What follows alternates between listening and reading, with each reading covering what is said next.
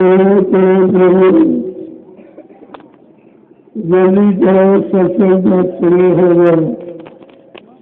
सब लोग सोने लगे बैठे और एक एक वचन वाणी को बड़ी सावधानी के साथ सुनो। जब सत्संग वचनों को सुनोगे तब आपके मन बुद्धि चित्त पर उन वचनों का प्रभाव पड़ेगा। तब ये मन अपने गुणों को कबूल करेगा। मैंने कितना अच्छा किया, कितना बुरा किया, कितना पाप किया, कितना पुण्य किया, कितना सुख किया, कितना असुख किया। वैसे शैतान मन किसी से मानने वाला नहीं है। इसलिए बड़े बड़े ऋषि मुनियों को, योगियों को, महर्षियों को, ब्रह्मचारियों को धराशायी कर दिया। ऐसा ये शैतान मन तुम्हारे सबके मनुष्य मंदिर में रह रहा। न हमने आप तक इसको निकाल पाया, न इस पर कंट्रोल नियंत्रण नहीं कर पाया, और ये बराबर मनमानी किया करता। जब जैसी इच्छा इसके अंदर उठी, अपनी इच्छा तन मन को पूरा करने के लिए आपके शरीर को साथ में लेकर अगर काम की इच्छा हुई तो काम की इच्छा को पूरी करा लिया, क्रोध की इच्छा हुई तो क्रोध की इच्छा को पूरी करा लिया, लोभ मोह अहंकार की इच्छा हुई तो लोभ मोह अहंकार को पूरा करा लिया। और आप इस मन का कुछ नहीं कर सकते। तुम्हारे अंदर बैठा है, फिर भी आप कुछ कर नहीं सकते, क्योंकि इसने हमेशा आपसे काम लिया और आपने इससे कभी काम नहीं। ये 3 युग आपके निकल गए मन के अधीन रहते रहते, मन की गुलामी करते करते। सतयुग, त्रेता, द्वापर 5,500 वर्ष कलयुग के निकल, और आपने इसकी चाल को समझ नहीं पाया। बड़े बड़े ऋषि मुनि नहीं समझ पाए, योगी योगेश्वर नहीं समझ पाए, ब्रह्मदक्षी नहीं समझ पाए, तो तुम मुझे कलयुग का गंदा कमजोर भोगी विलासी जीव ये कैसे समझेगा? इसको तो समरस सहयोग की आवश्यकता। कोई ऐसा सहयोगी मिल जाए जो तुम्हारे मन को मोड़ दे, विषय भोगों से हटाकर नाम योग की साधना में लगा दे। ऐसा समर्थ मालिक मिल जाए तो ये मन आपका ठीक हो सकता। अन्यथा इस मन को सुधारने का कोई उपाय नहीं। आपने जितने उपाय किए, तीर्थ व्रत पूजा पाठ दान हवन जप तबीयत गंगा स्नान, ये सब आपने किया, लेकिन आपका मन ठीक नहीं हुआ। मन कंट्रोल नियंत्रण में नहीं हुआ। मन की कोई गंदी खराब आदत आपने ठीक नहीं कर पाई। इस पूजा पाठ में भी आपका काम नहीं किया। तो आपको समझना चाहिए कि जब तक मन शांत नहीं होगा, मन ठीक नहीं होगा, मन भोगों से जुदा नहीं होगा, तब तक आप कुछ कर ही नहीं सकते। और ये कलयुग में तो संतों ने ये निराला तरीका, जीवात्मा जगह परमात्मा से मिले, और जीवात्मा जो मुद्दतों से यहाँ भटक रही वो अपने घर मंडल मुकाम को पहुंचे, ये कलयुग में नया रास्ता। ये किसी ने नहीं खोला, न ऋषि मुनियों ने, न योगियों महर्षियों ने, न ब्रह्मचारियों ने, न अवतारी शक्तियों ने, न ज्ञानी विज्ञानियों। ये राज किसी ने नहीं खोला कि जीवात्मा कहाँ की रहने वाली है, कैसे मृत्यु मंडल पर आई, किसने इसको फंसा लिया, किन किन कामों में फंसा लिया, अब इसे कौन निकालेगा, कौन पहुंचाएगा, कौन मालिक से मिलाएगा, ये जानकारी आपको करनी चाहिए। इसको कहते हैं सत्संग, सत्य का संग। मैंने कल आपको बताया था कि सत्संग कोई कथा वार्ता नहीं, कोई भाषण स्पीच का नाम नहीं, कोई मनोरंजन नहीं। ये संत महापुरुषों के परमार्थी वचन जो जीवात्मा को जगाने वाले परमात्मा से मिलाने वाले और जीवों के अनंत जन्मों के पाप कर्मों को माफी दिलाने वाले। जब तक ये संतों के परमार्थी वचन आपको सुनने को नहीं मिलेंगे, उन वचनों को आप नहीं अपनाओगे, तब तक आपका मन ठीक नहीं हो। इतना तुम प्रयास कर लो, लेकिन मन को ठीक नहीं कर सकते। और संत महापुरुषों ने यहाँ तक लिख के बताया कि तुम्हारा असली दुश्मन, असली बैरी ये मन ही है। उन्होंने क्या कहा? बड़ा बैरी है मन घट में, इसी को जीतना कठिना, पढ़ो तुम इसी के पीछे और सभी यतन तजना। इस मन के पीछे पड़ जाओ। आपका मन तुम्हारे पीछे पड़ा रहा, तुमको काम क्रोध लोभ मोह अहंकार ईर्ष्या राग द्वेष में फंसा के रखा, जिससे तुम निकल नहीं पाए हो। अगर इनसे बचना चाहते हो तो संतों के परमार्थी वचन, जिनको सत्संग कहते हैं, ये तो आपको सुनना पड़ेगा और सुन करके अपने जीवन में उतारना पड़ेगा, तब तुम्हारा मन कहीं ठीक हो सकता। अन्यथा कोई उपाय शरीर इंद्रियों के द्वारा किया गया ऐसा नहीं है जिससे आप अपने मन को ठीक करो। ये तो सदगुरु की दया से ठीक। जहाँ पर दया भई सदगुरु की, वही हुए निहाल और बाकी फंसे काल के जाल। जिन पर सदगुरु की महान कृपा दया मेहरबानी हो गई, उन्होंने तो अपने मन को काम क्रोध लोभ मोह अहंकार से बचा पाया, अन्यथा सब इसी में फंस के रह गए। आपने सबका ध्यान किया है, माँ का, बाप का, पति का, पत्नी का, बेटे का, संसार के सामानों का, भोगों का, सबका ध्यान किया, लेकिन मन कंट्रोल नियंत्रण में नहीं था। तो कहा मन को कंट्रोल नियंत्रण में रखने के लिए किसका ध्यान करना चाहिए? गुरु का ध्यान कर प्यारे, बिना इसके नहीं छूटना। अगर काम क्रोध लोभ मोह अहंकार ईर्ष्या राग द्वेष से तुम छुटकारा पाना चाहते हो तो समर्थ सद्गुरु का ध्यान करो, जो समय से आया। जो आए थे चले गए, उनका ध्यान करने से नहीं।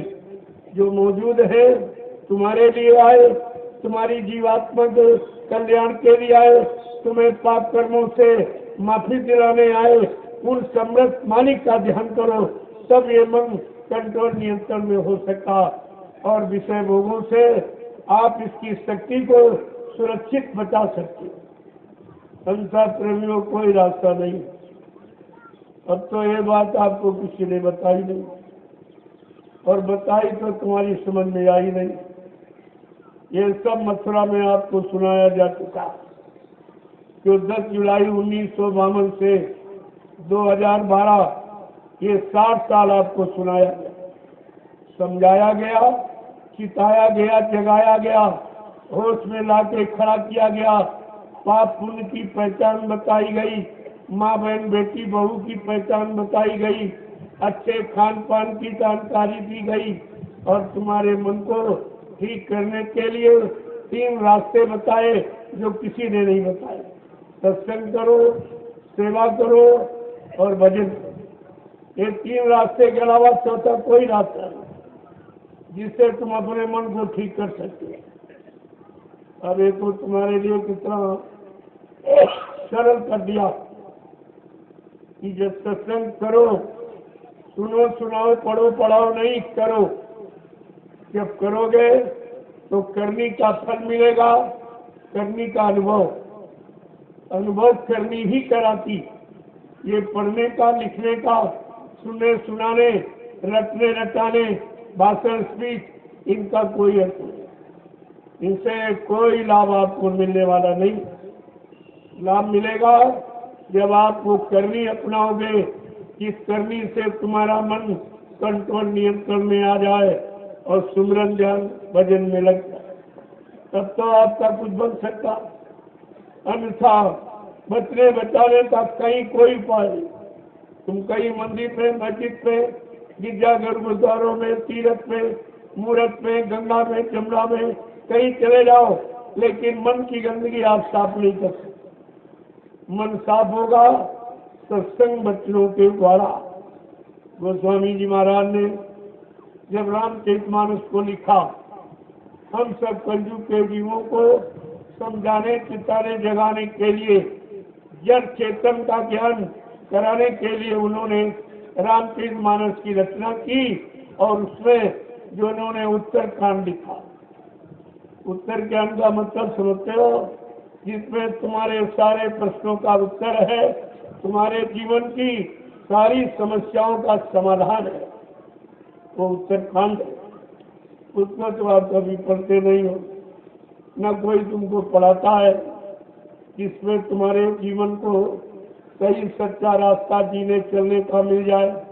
गोस्वामी जी महाराज ने सब कुछ लिख के उसमें रखा कि अगर मन की गंदगी साफ करना चाहते हो, जैसे शरीर पर गंदगी लग जाए या शरीर पर जो कपड़ा पहने हो उस पर गंदगी लग जाए, तो ये बाहर का पानी, कुएं का, तालाब का, नदी का, इससे आप गंदगी धो सकते। लेकिन जो कर्म आपने किए, अच्छे बुरे पाप जो कर्म आपने किए, कर्मों की गंदगी तो बाहर में लगी नहीं, वो तो अंदर में यहाँ पर।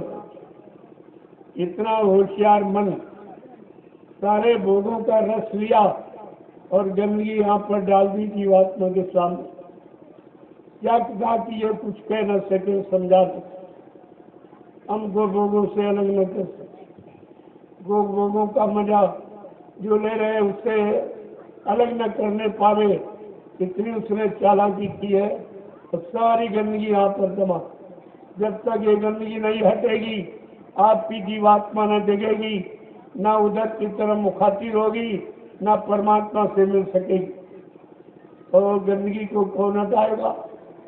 यहाँ तो कोई ऐसी चीज, ऐसा कोई केमिकल, साबुन, पानी तो है नहीं जो अंदर जाए और अंदर में जो गंदगी जमा है तुम्हारे पाप कर्मों की वो हट सके।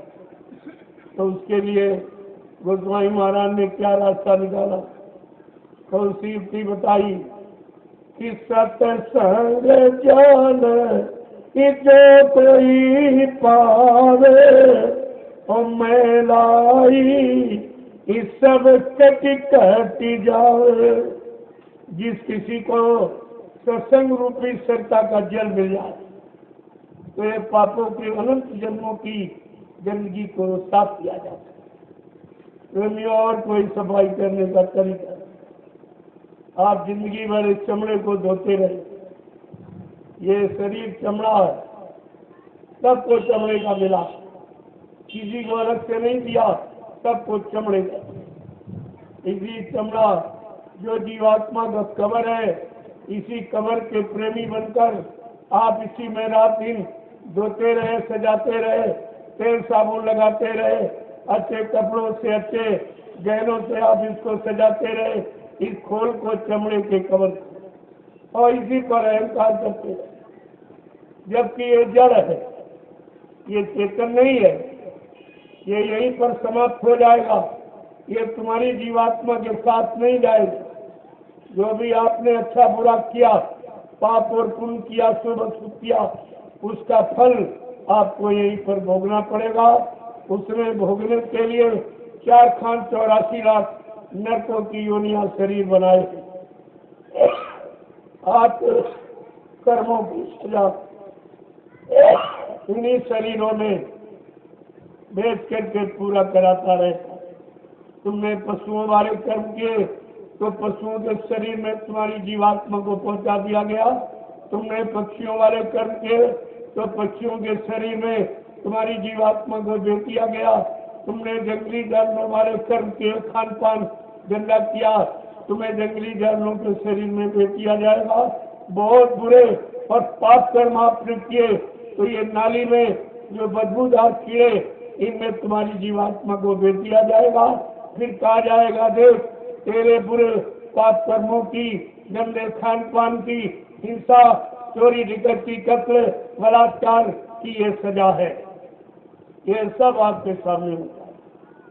कितने युग बीत गए इसी में भरमते भरमते, गोते खाते खाते अभी तक निकल नहीं पाए हो। अब एक अवसर आया तो उसमें आप भ्रमित हो गए। एक कोई ऐसा महापुरुष आया नहीं जिसने तुम्हारी जीवात्मा के कल्याण की बात बताई हो और कल्याण के लिए साधन बताया हो, आधार बनाया हो, ऐसा कोई नहीं आया। और जो आया तो उसको आप पहचान नहीं पाए, अपना बना नहीं पाए, अपना कोई अच्छा काम करा नहीं पाए। ये जीव का सबसे बड़ा दुर्भाग्य। सब बेचारे बड़े जीव, कोई इधर जा रहा, कोई इधर जा रहा, कोई इधर।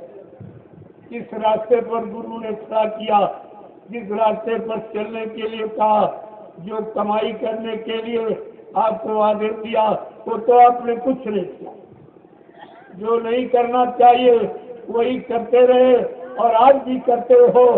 तो ये बताओ तुम अच्छा काम कब करो, अपने घर जाने की तैयारी कब करो, काल माया के देव से छुटकारा कैसे मिलेगा, जन्म मरण से छुटकारा कैसे मिलेगा, आवागमन के साधनों से आप कब अलग हो पाओगे, कब अपने सच्चे घर मंडल मुकाम पहुंचोगे, अपने असली मालिक पिया प्रीतम से आपकी मुलाकात कब हो।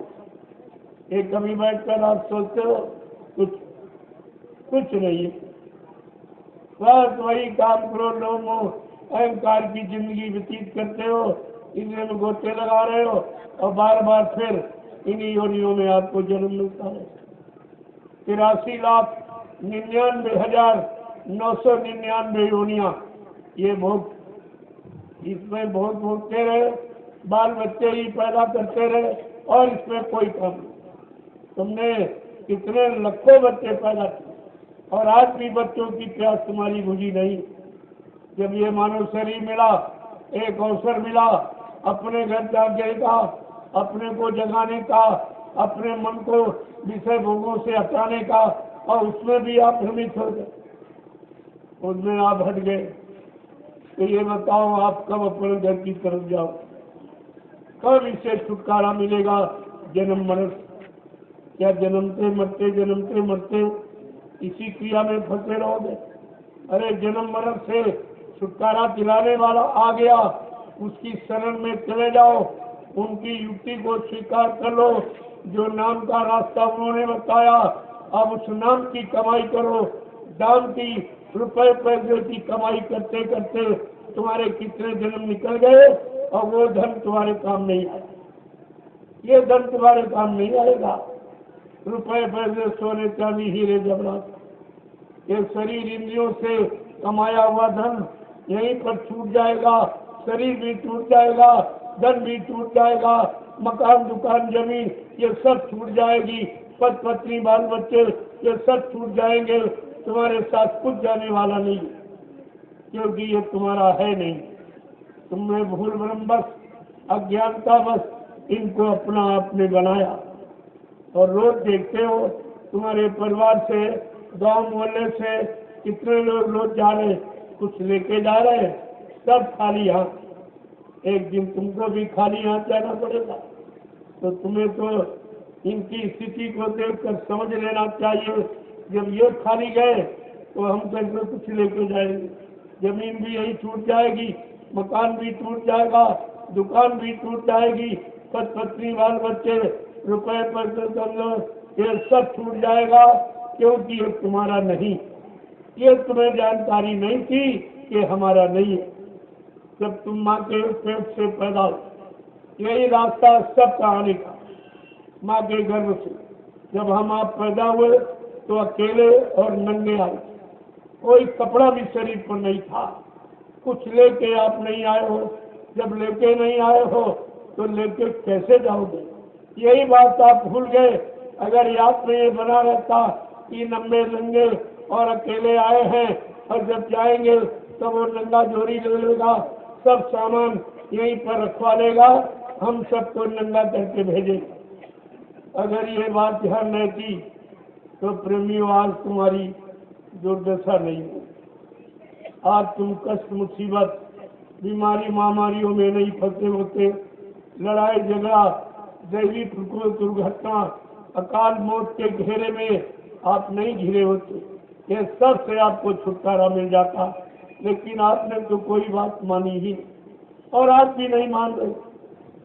मैं जानता हूँ कि आप महात्मा, धर्मात्मा, सच्चे, ईमानदार, त्यागी, तपस्वी, चरित्रमान नहीं बन सकते।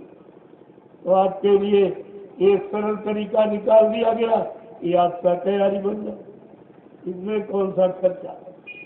शाकाहारी बनने में कोई खर्चा नहीं, बल्कि जो धन आप गंदे खान पान में खराब करते हो, जिससे तमाम तरह की बीमारियां आ रही, जो तुम पैदा करते हो, 70% तुम्हारा धन बीमारी में डॉक्टर के घर चला जा रहा, 20% फैशन में खराब कर देते हो, तुम्हारे पास बचाते, शरीर पर कितना आप लगाते। जो साधन है, उस साधन को बरकरार रखने के लिए आप कितना खर्च करते, कुछ तब ऐसा बर्तन जिससे कुछ मिलना नहीं। पहले लगाने में, फैशन करने में खर्च किया, फिर साबुन खरीदा, उसको छुड़ाने में खर्च करते और सारा फैशन नाली में बहा देते। ये कौन सी बुद्धिमानी? आज तक कोई भी इस बात को समझ नहीं पाया कि हमें क्या करना चाहिए, क्या नहीं करना चाहिए, क्या खाना चाहिए, क्या नहीं खाना चाहिए, किसके पास बैठना, किसको छूना, किसको देखना, किसको नहीं देखना। ये सब काम आप अगर कर लेते तो तुम्हारे पर कोई गंदगी ही नहीं थी। गंदगी तो आपने छू करके, आंखों से देख करके, कानों से सुन करके, पैरों से चल के जाके, हाथों से करके ही आपने गंदगी इकट्ठा की है। और उसी गंदगी का ये प्रश्न है कि जब तक गंदगी नहीं हटेगी, कोई जीवात्मा यहाँ से निकल नहीं सकती। धर्मराज दरबार में सबका जहरा ले, वो धर्मराज बॉर्डर पर था। जब तुम्हारी जीवात्मा इस मनुष्य शरीर यहाँ से निकल करके इस मृत लोक को पार करके जब ऊपर की तरफ चले, वहाँ धर्मराज खड़ा है, वो तुम्हारे कर्मों की वही दिखाएगा।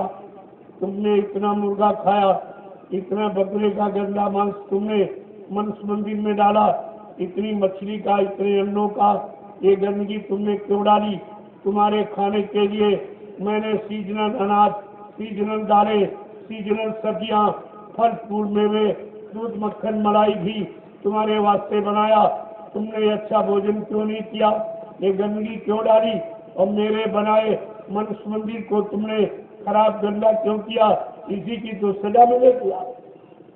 उसी सजा से बचने बचाने के लिए आज से प्रार्थना की जा रही कि आज शाकाहारी हो। अभी वक्त है गुनाहों से तौबा करने। फिर न कहना कि हमने सुना था पैगाम। मैं आपको ये कहने नहीं दूंगा कि मुझको शाकाहारी बनने की बात किसी ने बताई नहीं, शाकाहारी बनने के लिए किसी ने कहा नहीं, किसी ने समझाया नहीं। तो आप ये नहीं कह सकते। मैं 10 वर्षों से लगातार शाकाहार का ही प्रचार करता, गुरु के वचनों का प्रचार और शाकाहारी बनने का। इसके अलावा मेरा कोई प्रचार न अपना, न अपने नाम का, न अपने काम का, न अपने स्वार्थ, लोभ, लालच का, न आपसे कुछ लेने देने का। ये मेरा प्रचार नहीं है। मैं जो गुरुदेव राम प्रभु का प्रचार करता हूँ और शाकाहारी बनने की संपूर्ण देशवासियों से, हिंदू, मुसलमान, गरीब, अमीर, पढ़े लिखे, अनपढ़, यानी स्त्री पुरुष, सबसे प्रार्थना करता हूँ, अगर आपको बचना है, बाल बच्चों को बचाना है, परिवार को सुरक्षित रखना है, तो आप लोग शाकाहारी होगा। इसके अलावा मेरा कोई समझ, और ये आप सुने तो आपका काम बन जाए। आपको अपने काम बनने बनाने से मत। इन्होंने कितना सुनाया, गीता सुनाई, भागवत सुनाया, कुरान सुनाया, कुरान, बाइबिल, गुरु ग्रंथ साहब, 4 वेद, 6 शास्त्र, 18 पुराण, 19 उपनिषद, ये सारी धर्म शिक्षा आपको सुनाई गई। लेकिन धर्म न समाज में, न परिवार में, न मानव इंसान में रहा, ये सब चला। जबकि धर्म कितनी कुर्बानी के बाद आया। धर्म के लिए भगवान राम को रावण से लड़ाई लड़नी पड़ी, धर्म के लिए भगवान कृष्ण को महाभारत करना पड़ा, कितने करोड़ जीवों को मारना पड़ा, ये तब धर्म आया, ऐसे नहीं आया था। ये हंसी मजाक से धर्म, ये भाषण की प्रचलन से धर्म नहीं आता, ये गाने बजाने से धर्म नहीं आता। धर्म धारित, धर्म धारण का विषय, इसको जब अपने जीवन में उतारोगे, इस मन पर इस धर्म का प्रभाव पड़ेगा, तो ये धर्म, ये मन आपका जो खराब है, गंदा है, भोगों में लिप्त है, तब ये वहाँ उधर की तरफ से हटेगा और संत महापुरुषों के वचनों में लगेगा। इसके पहले कोई नहीं लगा सकता। अब आपको ये अवसर मिला है, आज उसका लाभ उठा लीजिए, क्योंकि ये समय आपको बार बार नहीं मिलेगा और तुम्हारे यहाँ रोज कोई आएगा नहीं, न कभी आया होगा। और आया होगा, अगर कोई नेता आया होगा तुम्हारे गांव में, तो वो भी नोट वोट और चंदा की बात की होगी। अगर कोई महात्मा लाल पीले कपड़े पहन के आया होगा, उसने दान दक्षिणा, धोती रोटी लंगोटी की बात की होगी।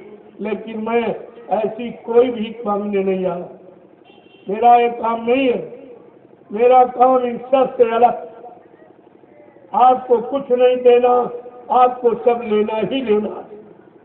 ऐसा कोई ना आया, ना कोई आएगा इस तरह आपको देने के लिए। मैं लेने के लिए नहीं आया, देने के लिए आया। और सर्वप्रथम मैंने अपना नमूना आपको दिखाया। पहले दिन जो शाकाहारी सद्भावना मिलन शांति शोभा कलश यात्रा जो आपके बीच में निकाली गई, कितने कुंटल प्रसाद बांटा गया, बदले में किसी से कुछ नहीं मांगा गया। और कितने गांव में प्रसाद बटा। क्या ये काम इसके पहले किसी ने किया था?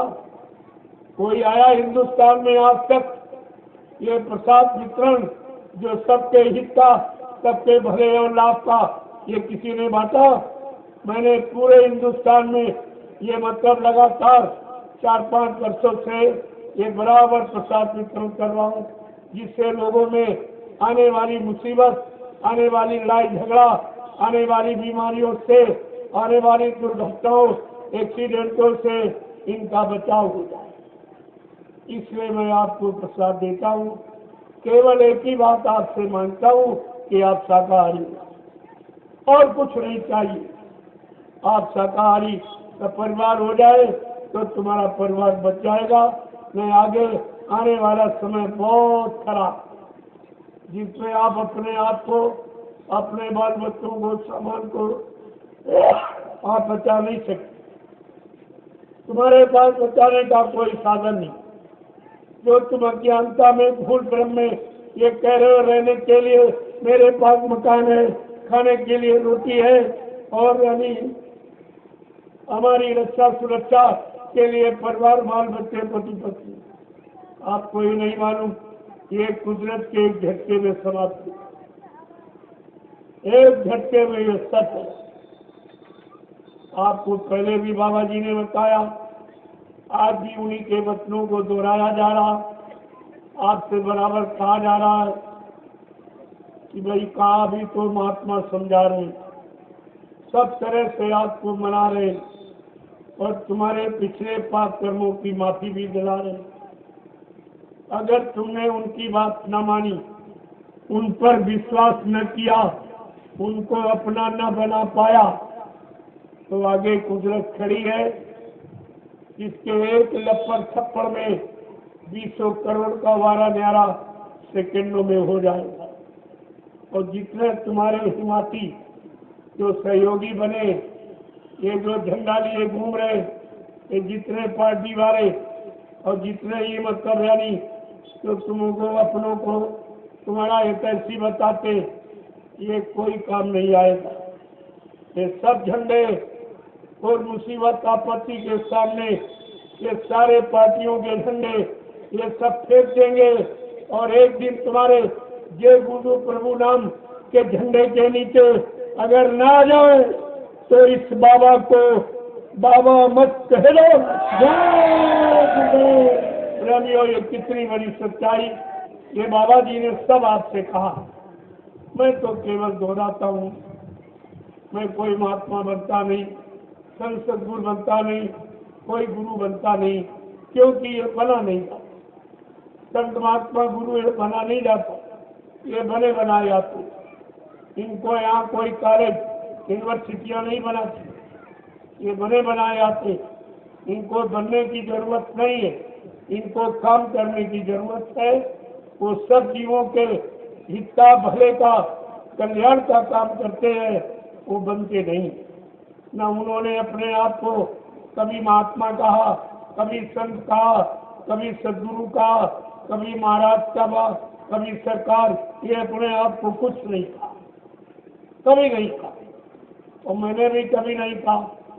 ये 10 वर्ष हो गए ये संदेश देते देते, मेरे सारे संदेशों को उठाकर देख लीजिए। मैंने कभी अपने बनने की कोई बात नहीं, कोई बात, क्योंकि मैं जानता हूँ कि मैं बनने की बात नहीं है, ये तो काम करने का विषय है। जब काम करोगे तो तुम्हारा नाम अपने आप हो जाएगा। तुम्हें अपना नाम लिखने की, मसूरी की, बताने की जरूरत नहीं। जब आप जनता जनार्दन का काम करोगे, सारे जीवों का काम करोगे, सारे जीवों का कल्याण करोगे, तो तुम्हारा काम से नाम हो।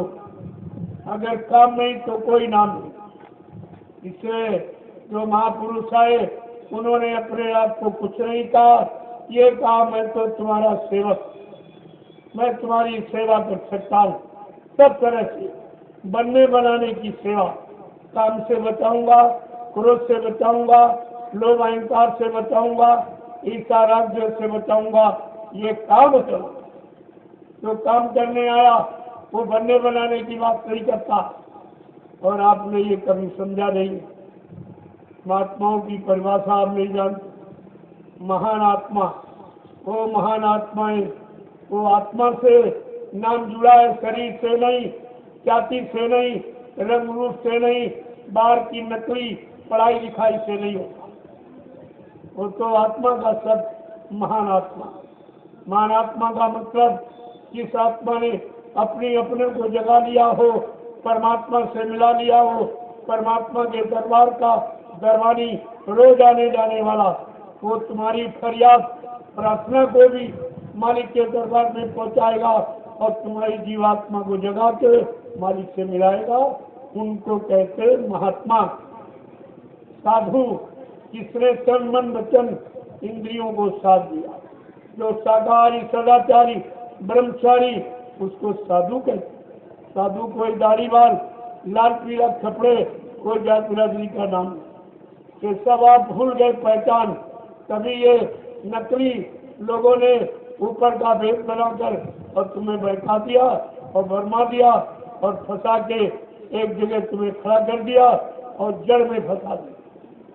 चेतन तो इन्होंने पाया नहीं, चेतन जीवात्मा इन्होंने जगाई नहीं, चेतन परमात्मा का दर्शन किया नहीं, तो फिर तुम्हें कैसे कराएंगे। ये सब जानकारी आपको रखनी चाहिए, लेकिन ऐसा संदेश आपको आज तक किसी ने दिया। जो आप सुन रहे हो इसके पहले आपने कभी नहीं सुना और कोई आया भी नहीं। जो आए अपने लोभ लालच के लिए आए, सेवा दे दो, पैसा दे दो, अनाज दे दो, ये दे दो, वो दे दो, लेकिन कभी ये नहीं कहा ये ले लो और परमात्मा से जीवात्मा को मिला दो। ये नहीं कभी कहा, क्योंकि ये काम इनके बस का नहीं है। जब ये टाट बोरा वाले भ्रमित हो गए, इनको शर्म आनी चाहिए, चिल्लूवत पानी में डूब के मर जाना चाहिए। तुम बाबा जी के सतयुगी सिपाही हो, सतयुग लाने का तुमने संकल्प किया है, दूरदर्शी व्यवस्था के तुम सच्चे मुरीद हो, सच्चे भक्त हो, लेकिन तुम्हारे अंदर दूरदर्शिता बिल्कुल नहीं। तो सब भ्रमित हो। बाबा जी ने क्या कहा था, कब ये पहराया फकीरी भेष, ये 10-11-12 जून 1983 दिल्ली बोर्ड क्लब पर आपको ले गए और वहाँ कहा बच्चा ये पार्लियामेंट है, यहाँ हिंदुस्तान का कानून रहता, इसके सामने तुम शपथ कसम खा के इस फकीरी भेष को मेरे आदेश से धारण करो।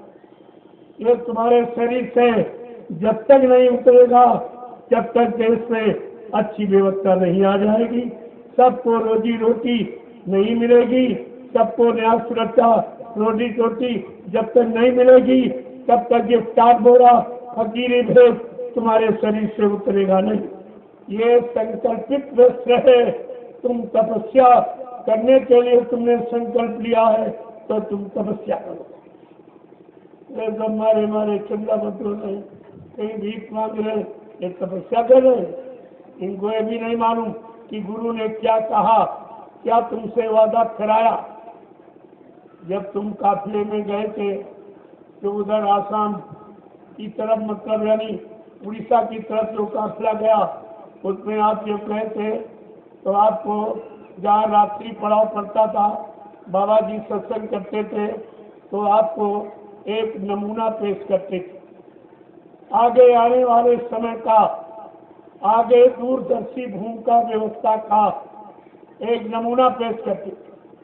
तुम्हारे सारे कपड़े उतरवा दिए, केवल लंगोटी सिर पर थी, जनेऊ था और झंडा कंधे था, इसके अलावा कुछ। और आवाज लगाई, चलो चलो जंगलवासियों, चलो जंगलवासियों, जल्दी चलो। तो सब लोग लंगोटीधारी सामने आके खड़े हो जाते थे और बाबा जी ने कहा, ये माँ बहन बेटियां हैं, इनके सामने ये लंगोटी लगी रहे। भले कपड़े सब उतार दो, लेकिन ये जो सुरक्षा कवच है इसको बराबर धारण करिए। यही तुम्हारी असली कमाई है और लंगोटी ही महात्मा है। और आप महात्मा कैसे? न आँख से, न कान से, न हाथ, न पैर, न महात्मा आप लंगोटी। जो लंगोटी का सच्चा महात्मा वो प्रभु को प्राप्त कर लेता है। लंगोटी का सच्चा पहलवान विश्व विजेता होता है। लंगोटी का सच्चा विद्यार्थी हमेशा फर्जी विधान खाता है। ये महिमा है। मैंने इसीलिए आपको फिर से पुनः वही आदेश मैंने दोहराया, मैंने दिया नहीं है, दोहराया कि आप लोग फिर से इस लंगोटी को धर। ये चीज तुम्हारी अमानत, तुम्हारा शक्ति भंडार, उसको बंद करके रखो, उसको छिपा करके रखो। हमेशा खजाना छिपा के रखा जाता, क्योंकि तुम्हारा शरीर में जितने अंग है, आंखों से देख करके ले आते हो, कानों से सुन के ले आते हो, दांतों से चबा के खा लेते हो, अंदर जाता है, और पैरों से चल करके, हाथों से कमा के ले आते हो। लेकिन एक ऐसी इंद्री है जो निकाल के बाहर तुम्हारी सारी शक्ति को निचोड़ देती। इसलिए संत महापुरुषों ने उसकी सुरक्षा के लिए कहा, इसको पर्दे में रखो, इसको लगाम लगा के रखो, इसको सुरक्षित रखो। ये शक्ति का भंडार, यहीं से सारी शक्ति शरीर की निकल जाती है। अगर इस पर कंट्रोल, नियंत्रण कर लो, लगाम लगा लो, तो आपकी शक्ति बच जाएगी। यही शक्ति जीवात्मा को जगाने में, परमात्मा से मिलने में सहायक हो जाएगी। ये आपका सहायक, ये तो आपको किसी ने बताया नहीं। आप भारतवासी हो, इसलिए भारतीयता का गौरव, भारतीयता की गरिमा रखने के लिए मैंने एक आदेश आपको दिया है। आदेश क्या आपसे प्रार्थना की है कि आप भारतीय वेशभूषा में आ जाओ, तो तुम्हारा मन खराब होने से बच। जो भारत की भारतीय वेशभूषा, कुर्ता पायजामा, धोती और कमीज, टोपी, ये आपकी भारतीय वेशभूषा। अगर भारतीय वेशभूषा आप पहरे होते, भारतीय सादा खान पान प्रयोग किए होते, तो तुम्हारे घर में, परिवार, तुम्हारे शरीर में कोई बीमारी नहीं आती। भारतीय वेशभूषा पहरे होते अगर, तो तुम्हारा मन खराब नहीं होता, न तुम खराब होते, न तुमको देखकर किसी का मन खराब होता, बल्कि सबके अंदर सादगी लाने की एक प्रेरणा होती। आप प्रेरणा स्रोत बन जाते, लेकिन आपने कुछ नहीं किया। जिन विदेशियों को भगाने में कितनी कुर्बानी हुई, कितने लोग कुर्बान हो गए अंग्रेजों को भगाने में, कितनी माताएं निपूती हो गई, कितने बहनों का सुहाग लुट गया, चूड़ियां टूट गई, सिंदूर मिट गया। तब आपको ये भारतीयता मिली थी, लेकिन आपने तो सब खो दिया। अंग्रेज चले गए, अंग्रेजियत छोड़ गए, उनकी भाषा, उनका पहनावा, जो नंगा रहने का कपड़े पहने, ये सब नंगे, सब नंगे। अरे कपड़ा तन ढकने के लिए पहना जाता, न तुम्हारा मन खराब हो, न तुम्हारे अंग दिखाई देंगे कि किसी दूसरे का मन खराब हो, लेकिन ये सब नंगे घूमे, खासकर नारियां। इनमें ऐसा, यानी विदेशी उन अंग्रेजों की नकल ऐसी की, ये सब नंगे सब। इसलिए इनके अंगों पर जब शराबी की, बुरे व्यक्ति की, व्यभिचारियों की नजर पड़ती है तो तुम्हारे बच्चे व्यभिचारी शराबी ही पैदा हो। ये तो राज आप जानते नहीं, 80% पाप आंख से करता, आपका दोष होता।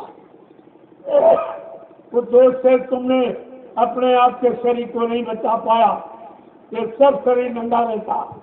और ये सब शराबी कबाबी सब, मतलब यानी देखते इनकी नजर फटती है तो तुम्हारा शरीर कभी रोगी और बीमारी हो गया, तमाम भूत प्रेतों ने तुम्हारे पर कब्जा कर लिया, अब वो हटने वाले नहीं है, बीमारियां जाने वाली नहीं है। तुम्हारे बाल बच्चे सब शराबी कबाबी पैदा होते, जो माँ और बाप की कदर नहीं करेंगे। ये बात आपके लिए मैंने बहुत सोच समझ के रखा कि जब तक भारतीय अपनी भारतीयता यानी पोशाक में नहीं आएगा, भारतीय शुद्ध खान पान नहीं आएगा, भारतीय भाषा हिंदी संस्कृत को नहीं उच्चारण करेगा, तब तक भारत देश किसी भी क्षेत्र में विकास, उन्नति, उत्थान कभी नहीं कर सकता। मैं ये खोल के कहता हूँ, कभी नहीं कर सकता। तुम कितना जोर लगा लो, जब तक ये समाप्त नहीं किया जाएगा, भारत में कोई अच्छा काम, कोई नवयुवकों को काम, नवयुवकों की बुद्धि का विकास और उनकी शुद्धता कभी नहीं। ये आपको विचार करके रखो। तो मैंने कहा, अरे भारतीयों, तुमको अपनी भारतीयता का गर्व होना चाहिए कि हम भारतीय हैं और भारतीय वेशभूषा में रहेंगे, भारतीय शुद्ध खान पान करेंगे, भारतीय हिंदी संस्कृत भाषा का अपने जवान से उच्चारण करेंगे तो हमारी जवान कभी गंदी नहीं होगी। ये सब काम आपको करना। मैंने ये प्रार्थना की है, आदेश नहीं, प्रार्थना। या आप लोग अब अपनी भारतीय वेशभूषा में आए। अंग्रेजों की नकल बहुत किया। ये पैंट पतलून, ये अंग्रेजों की पोशाक तुम्हारी नहीं, इसीलिए तुम्हारे शरीर में तरह तरह की बीमारियां। ये पैंट पतलून वो पहनते हैं जो ठंड प्रदेश, चाहे ठंडी के बचाव के लिए वो 24 घंटे पहले। तुम्हारा तो गर्म देश, तुम्हारे यहाँ 4 महीने गर्मी, बरसात, जाड़ा, यानी कुदरत प्रकृति भी संयम में रहती है।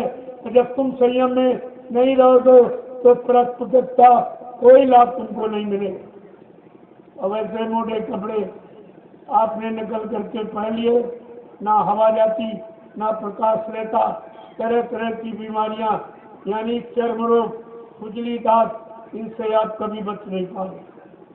ये सब देखा गया कि अपनी भारतीय वेशभूषा न पहनने के कारण आप कितनी बीमारियों से जूझ रहे, लड़ रहे हो, लेकिन सफलता नहीं प्राप्त कर पा रहे हो।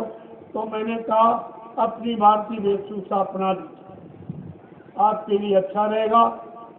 हमारे आसपास जो लोग रहते हैं या संत मक्ता जो लाभ लेना चाहते हैं, उनको भारतीय वेशभूषा तो बिल्कुल सादगी की, इसमें कोई खर्चा नहीं। एक पैंट पतलून के खर्चे में आप 6 महीने ये कपड़े पहने, एक पतलून के खर्चे। पहले आप समझिए कितना बड़ा लाभ। और तमाम बीमारियों से आपकी रक्षा हो, इसका भी ध्यान रखिएगा। और लंगोटी तो सर्वोपरि है, इससे बड़ा शरीर का कोई लाभ ही नहीं, क्योंकि यही अंग तो सारी शक्ति को निकाल के बाहर कर देता। तुम्हें कमजोर हो जाते हो, जब कमजोर हो जाओगे तो बीमार हो जाओगे, तरह तरह की बीमारियां तुम्हारे पर सवार हो जाएगी जब तुम कमजोर हो जाओगे। इसलिए इस शक्ति केंद्र को हमेशा सुरक्षित रखो, आवश्यकता अनुसार आप प्रयोग कर सकते। जरूरत पर, अगर जरूरत नहीं तो मान लो आपको जरूरत है, एक बच्चा पैदा कर लिया, 2 की जरूरत तो कर लिए, या फिर आपके पास प्रॉपर्टी कितनी है जो बच्चों को सुरक्षित रखेगी उस हिसाब से। बाकी जब आपको फसल नहीं लेनी तो बीज का दुरुपयोग नहीं करना। चतुर्थाष्टक जो किसान है, जब फसल लेनी होती तभी बीज बोता, जब फसल नहीं लेनी तो बीज नहीं बोता। आप इससे छोटी बात नहीं समझ पाए। महात्माओं ने इशारे से इसलिए कहा कि यह समाज की मर्यादा, लेकिन जब तुमने उस मर्यादा को खो दिया और इशारा स्वयं बहन नहीं समझ पाए तो हमको खोल के कहना पड़ा कि आप इस शक्ति केंद्र को अब भी सुरक्षित कर लो। जो शक्ति बची उसको बचा के रखो, वो सुमरन गान भजन में लगाओ, अच्छे काम में लगाओ। अभी आपके पास वक्त है, आप अपने आप को बचा सकते हो। अन्यथा ये सब समय निकल गया, सब समय आपका चला गया, कुछ भी नहीं मिला। सारे अंगों को खोल के रखा, अनावश्यक खर्च किया, जरूरत नहीं तब भी आप खर्च करते तो मतलब यानी यही कारण, अगर 9 द्वारों को आप बंद रखो तो 10वां 9 द्वारों के प्रेशर से खुल जाए। ये 9 द्वारों की शक्ति अगर संगठित कर ली तो 10वां 9 के प्रेशर से खुल जाए। लेकिन आपको ये कुछ मालूम नहीं, किसी ने बताया नहीं और आपने जानने की इच्छा भी नहीं। तो मैंने ये अभी प्रार्थना की है, संत मत के प्रेमियों से मैंने भी प्रार्थना की कि संत मत का असली लाभ अगर पाना चाहते हो, शरीर की शक्ति को बरकरार रखना चाहते हो, अपनी जीवात्मा को जगाना चाहते हो, परमात्मा से मिलाना चाहते हो, इस शक्ति केंद्र को एकदम कंट्रोल नियंत्रण में, तुम्हारा काम सहज में बन जाएगा, तुम्हारा मन लगने लगेगा। क्योंकि ये मन क्यों नहीं लगता? मन आप इसी कामों में तो दौड़ाते हो, भोगों में, यानी मतलब तरह तरह के भोगों में आपने दौड़ाया और जब भोग किया तो रोग आ गए और रोग बीमारी से आप परेशान हो। लेकिन रोग आने का कारण भोग, अगर भोगों से निवृत्ति पालो, आप हट जाओ थोड़ा सा तो देखो अभी तुम्हारे शरीर में शक्ति इकट्ठा होने लगेगी और उसी शक्ति से शरीर आपका स्वस्थ हो जाएगा। क्योंकि ये शरीर ये साधन है, ये साधन है, आत्मा के रहने का मकान है। इसी से आप साधना करोगे। जब इसमें बल शक्ति ताकत नहीं रहेगी तो आप साधना क्या करोगे? कितनी देर बैठ पाओगे? मन को कैसे रोक पाओगे? मन की चंचलता को कैसे समाप्त कर पाओगे? ये बिंदु किसी ने पकड़ा नहीं है। मैंने इस बिंदु को पकड़ा और आपको बचने के लिए, सुरक्षित रखने के लिए मैंने आपको आदेश ही नहीं प्रार्थना की। मेरी प्रार्थना को स्वीकार कर लो तो आपका काम सहज में हो जाएगा। अब जरा कुछ सत्संग बच्चों को सुन लो। पहले तो मालिक से फरियाद कि हमको सद्बुद्धि सद्ज्ञान दो, मैं शक्ति संचय के काम में सफल हूं, मुझे सफलता दीजिए, मेरे विचारों में मजबूती प्रदान कीजिए, मेरे मन को रुकने की क्षमता दीजिए। इसके लिए यहाँ और कोई देवी देवता, कोई भगवान खुदा जात नहीं जो आपका ये काम कर। ये काम के लिए जो समय के समृद्ध दाता दयालु जिन्हें सद्गुरु कहा गया जब आते हैं उनकी प्रार्थना करने से ही हमारा ये काम हो सकता। अन्यथा आपने बहुत प्रार्थना, बहुत पूजा पाठ, बहुत तीरथ व्रत मूरत ये सब में जाके देखा, सबके आगे सीधा प्रणाम करके प्रार्थना करके देखा, लेकिन तुम्हारा काम किसी ने कुछ नहीं किया। ये समय आपका व्यर्थ में चला गया। अब जरा आप समृद्ध दाता सद्गुरु दयाल से प्रार्थना करके देखो। अब आपको प्रार्थना में क्या कहना है? जय गुरुदेव, जय गुरुदेव, जय गुरुदेव, जय गुरुदेव। नाम किसका? प्रभु का। जय गुरुदेव। नाम किसका? प्रभु का। जय गुरुदेव। नाम किसका? प्रभु का। प्रभु का प्यारा नाम। जय गुरुदेव। सम्राट दाता दयालु पूज्य स्वामी जी महाराज, आज इस जन्माष्टमी के शुभ पावन पुनीत पर्व को मनाने के लिए देश के कोने कोने से आए हुए समस्त संगी प्रेमी, समस्त भक्तगण, धर्मानुरागी, ये बड़ा सौभाग्य आपका है जो ऐसे खराब समय में, ऐसे गंदे खान पान में, गंदी संग सोबत में, गंदे कर्मों में फंसे लोगों को एक अच्छे सच्चे रास्ते पर चलने की प्रेरणा दी जाए, अच्छे सच्चे काम करने की एक सलाह दी जाए। आज तो इतना समय खराब, कोई अच्छे सच्चे काम करने की आपको सलाह भी नहीं दी, रास्ते पर चलने की कोई मदद भी नहीं करेगा। समय इतना खराब हो, इंसानों की बुद्धि इतनी खराब हो गई, ये गंदगी खा खा के अब इनकी बुद्धि में कोई अच्छा निर्णय की लेने की शक्ति नहीं। तो जरा उस शक्ति को पाने के लिए सद्गुरु दाता दयालु जो समय के धनी है उनसे प्रार्थना करो कि हमारी बुद्धि को ठीक कर, हमें सद्बुद्धि सद्ज्ञान दे दो, हम अच्छे काम करें, लोगों की हमको अच्छी सलाह दें, सबके अच्छे काम बने, इसकी कामना रखें। इस तरह की जब प्रार्थना करोगे तो मालिक तुम्हारी प्रार्थना स्वीकार करेगा।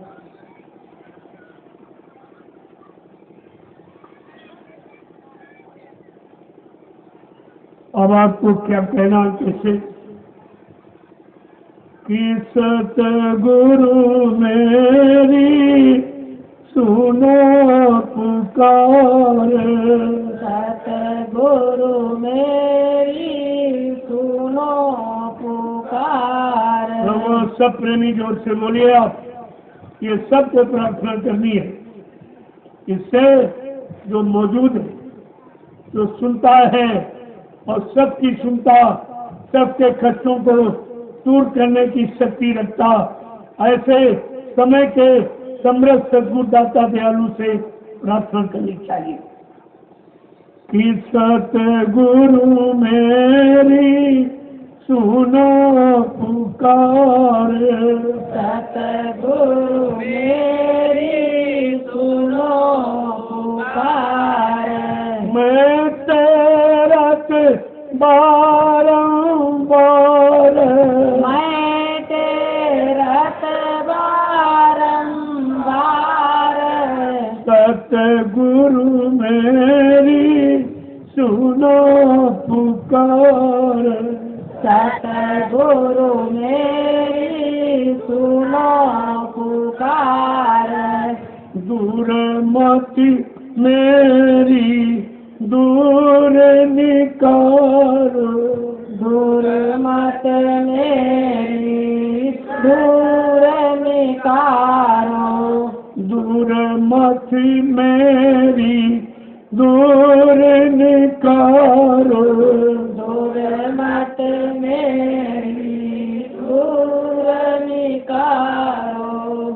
मुझे करनी कर भेद बताओ, मुझे करनी कर भेद बताओ, मुझे करनी का भेद बताओ, मुझे करनी का भेद बताओ।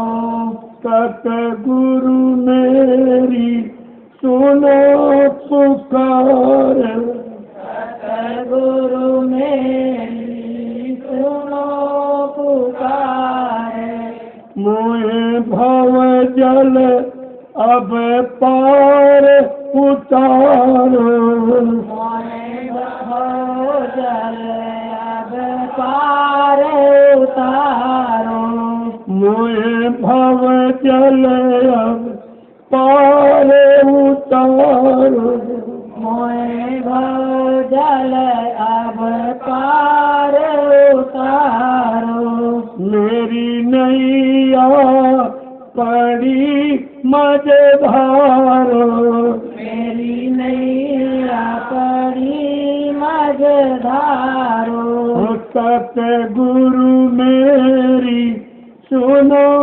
पुकार, सतगुरु मेरी सुनो पुकार, तुम बिन अब कोई नहीं सहारो, तुम बिन अब नहीं कोई सहारो, तुम बिन अब कोई नहीं सहारो, तुम बिन अब नहीं कोई सहारो, अपना कर अब मुझे संहारो, अपना कर अब मुझे संहारो, अपना कर अब मुझे संहारो, अपना कर अब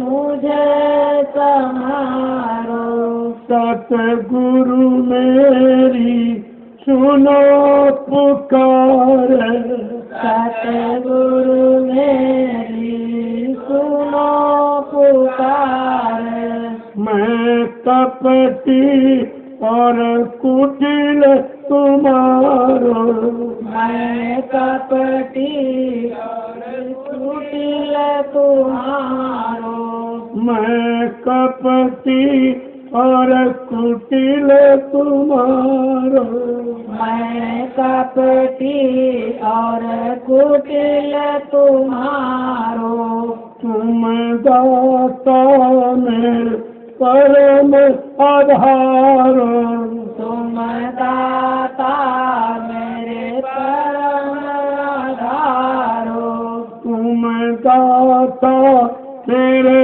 परम आधारो, तुम दाता मेरे परम आधारो, सतगुरु मेरी सुनो पुकार, सतगुरु मेरी सुनो पुकार, मैं अति दीन दुखी अति भारो,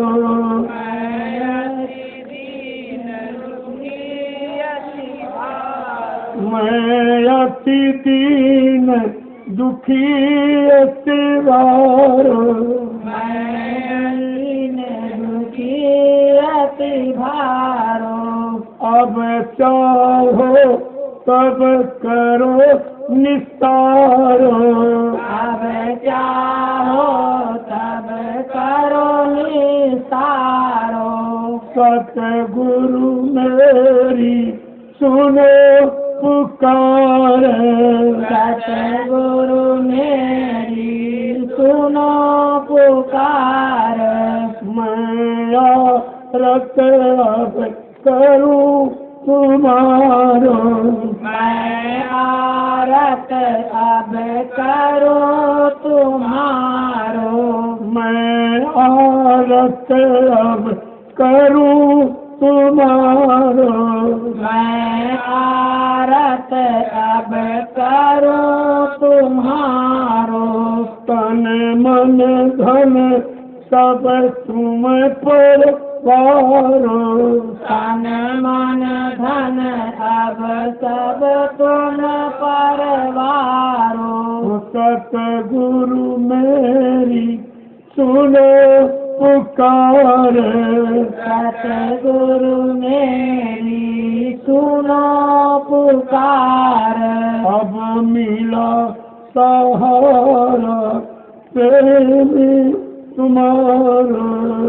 अब मिला सहारा सतगुरु तुम्हारो। अब मिला सहारा तेरे भारी। अब मिला सहारा तेरो भारी। मैं नीचे अज्ञान और अनाड़ी। मैं ज्ञान अनाड़ी। मैं अति नीचे अज्ञान अनाड़ी। नीचे ज्ञान अनाड़ी। सतगुरु मेरी सुनो पुकार। सतगुरु मेरी सुनो पुकार। ये भेद क्या कह रहे हैं अभी? घट में भेद अनाथ समझाया। घट में भेद अनहद समझाया। घट में भेद अनाथ समझाया। घट में भेद अनाथ समझाया। मन बरी कछु स्वाद न पाया। मन बरी कछु स्वाद न पाया। मन बरी कुछ स्वाद न पाया। मन बरी कुछ स्वाद न पाया। दुख सुख में मैं बहुत भर माया। सुख सुख में मन बहुत भर माया। दुख सुख में मैं बहुत भर माया। दुख सुख में मन बहुत भर माया। करो से न मोह अति भाया।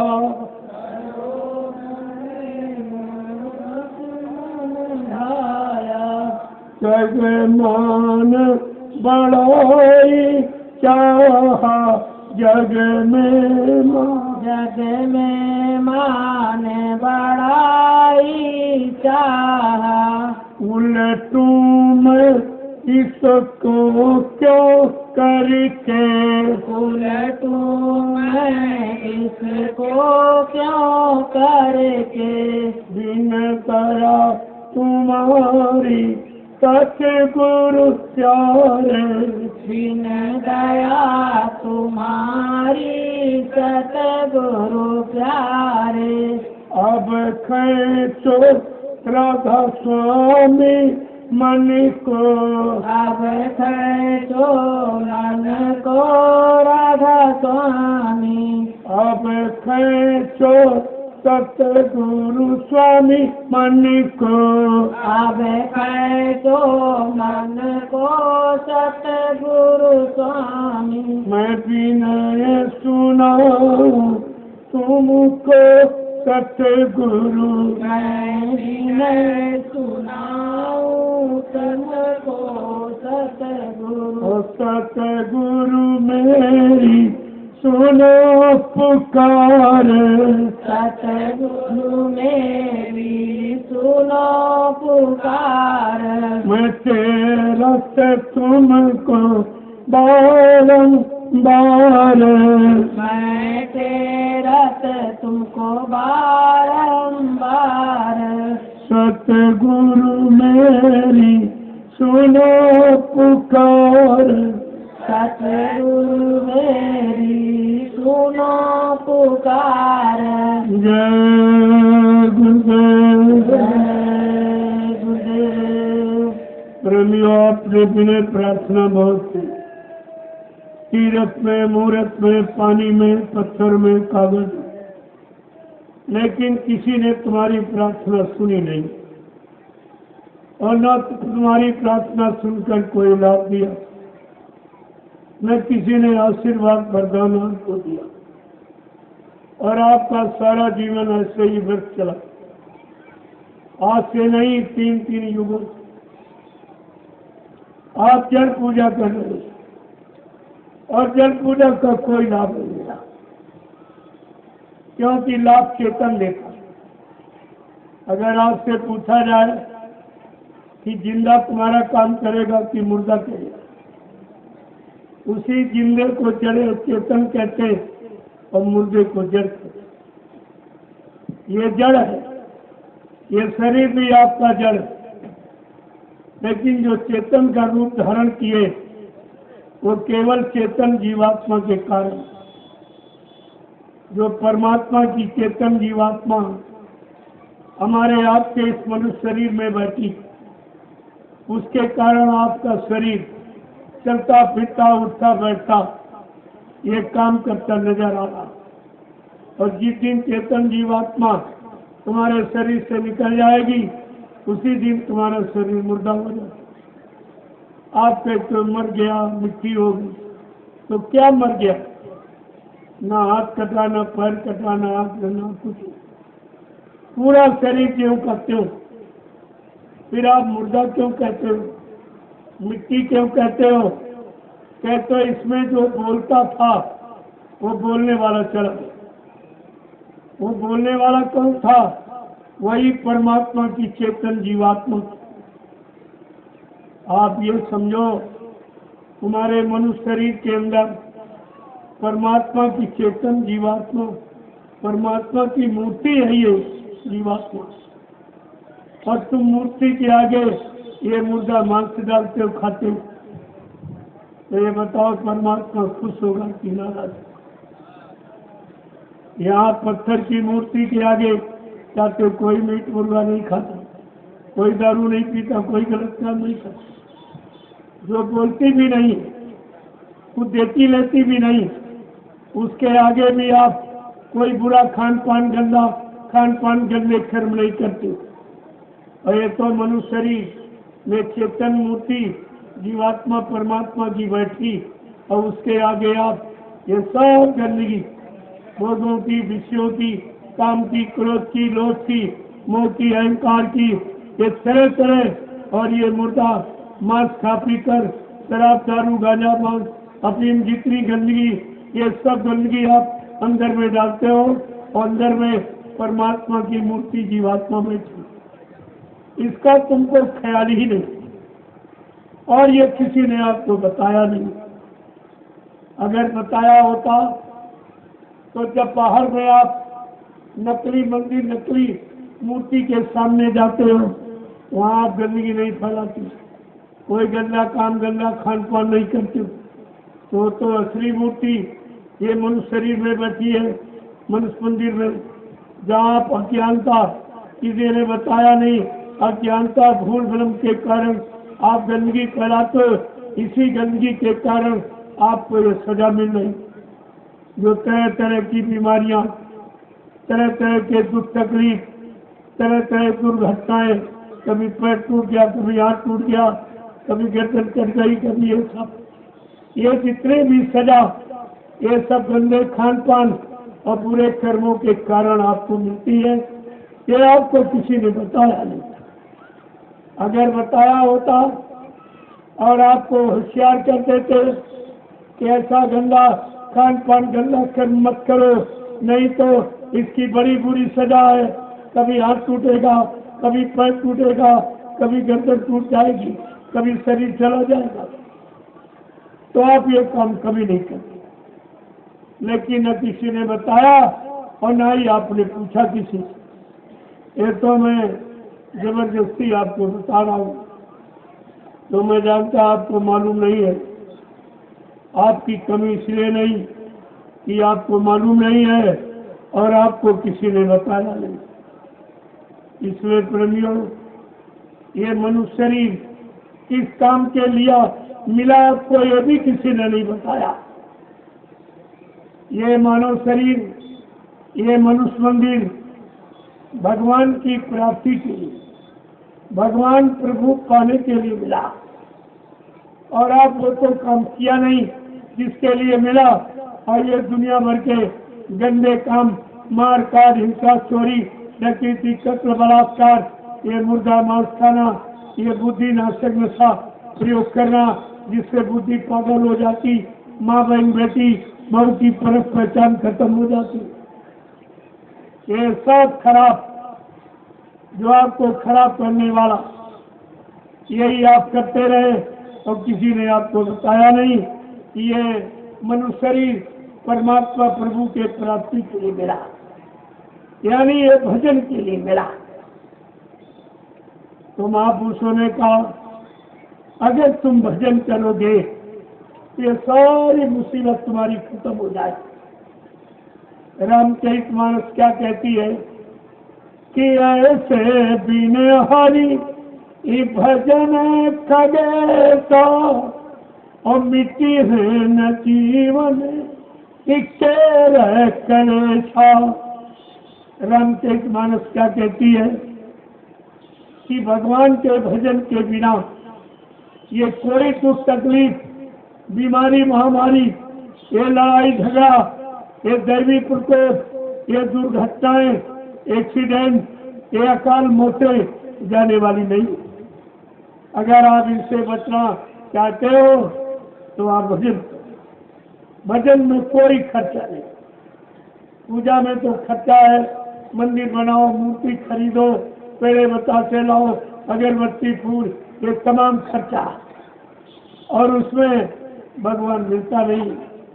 पूजा करने वाला कोई कह दे कि तुमको भगवान मिला है, तुमको कोई देवी देवता मिले आज तक, तो किसी को नहीं मिला। फिर आप ये करते किस लिए? अरे खेती करते हो, अगर ये धान पैदा ना हो तो आप खेती करोगे? दुकान व्यापार करते हो, अगर मुनाफा ना मिले तो आप दुकान व्यापार करोगे? नौकरी मजदूरी करते हो, अगर तनख्वाह न मिले तो आप नौकरी करोगे? लेकिन ये पूजा पाठ इतने दिन से कर रहे हो, आपको मिला कुछ नहीं। किसकी पूजा किया वो भी नहीं मिला, न कोई देवी मिली, न कोई देवता मिला, न कोई भगवान खुदा घाट मिला, आपको तो कुछ भी नहीं मिला। फिर आप ये करते क्यों? इसलिए संत महात्माओं ने देखा कि तुम्हारा सारा जीवन 3 युगों से बेकार चला जा रहा, चलो अब की बार तुम्हारे पर दया कर दी जाए, तुम्हें मानव जीवन का लाभ मिल जाए, और मानव जीवन का लाभ मिलते ही तुम्हारा ये सब संकट और दुख तकलीफ सब खत्म हो जाए। इसके लिए उन्होंने कहा भजन करो। तो समझा के क्या कह रहे, जरा सुन लीजिए संत महात्माओं की सीख क्या कह रहे हैं। मन को समझा के कहे, क्योंकि मन ही करता धरता, ये अच्छा बुरा पाप पुण्य कर्म की सलाह देता, यही इसी की सलाह मानकर आप अच्छे बुरे काम करते रहते हो, उसी की सजा पाते रहते हो। अब महात्मा समझा के क्या कह रहे कि मन तुम भजन नहीं यदि करी हो, मन तुम भजन नहीं यदि करी हो, मन तुम भजन नहीं यदि करी हो, मन तुम भजन नहीं यदि करी हो, 2-3 राक्षस भव सागर में, 2 दिन राक्षस भव सागर में, तो दीन रक्षक भव सागर में, तो दीन रक्षक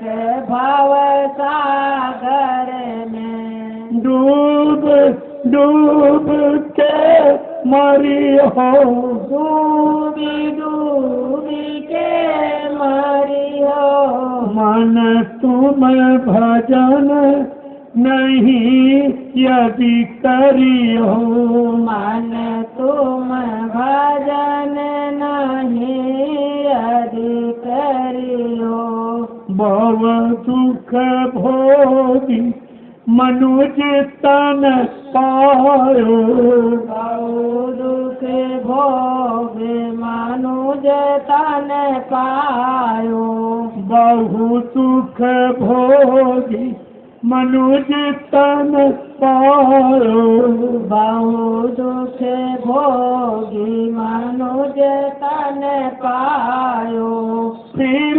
चौरासी फिरी हो, फिर चौरासी फिरियो, मन तुम भजन नहीं यदि करियो, मन तुम भजन नहीं यदि करियो, का बहुत सुख आपने भोगे। जिन जिन शरीरों में आप गए हो 4,84,00,000 83,99,999 किस शरीर में आपने केवल भोग किया। कोई योग कोई अच्छा काम उनमें नहीं करते, क्योंकि उन शरीरों में बुद्धि में विकास नहीं होता,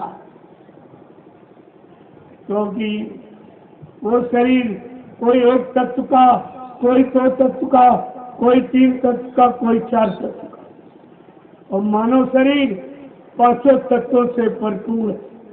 चित्त जल पावक गगन समीरा, पंच तत्व या रचित शरीरा, जल पृथ्वी अग्नि वायु आकाश, 5 तत्वों को मिलाकर मसालो, ये परमात्मा ने अपने हाथ से ये मनुष्य शरीर आपका बनाया।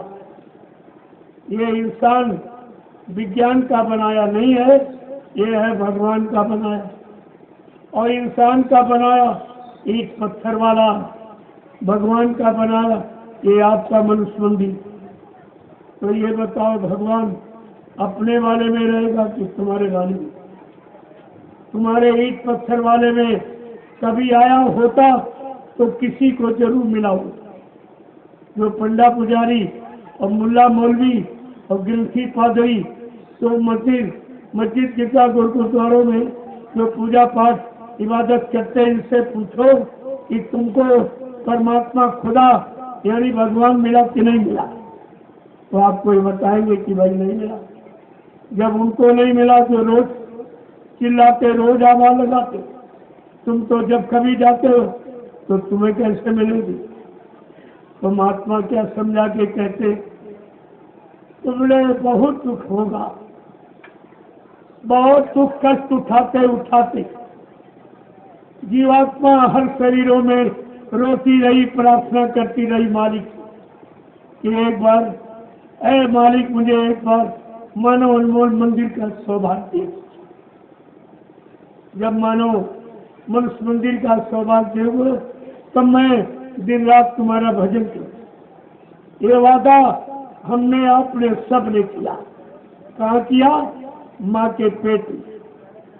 तो स्वामी जी महाराज ने रामचरितमानस में लिख के ये आपको याद कराया है कि तुमने ये प्रार्थना माँ के पेट में की है मालिक से। क्या प्रार्थना की?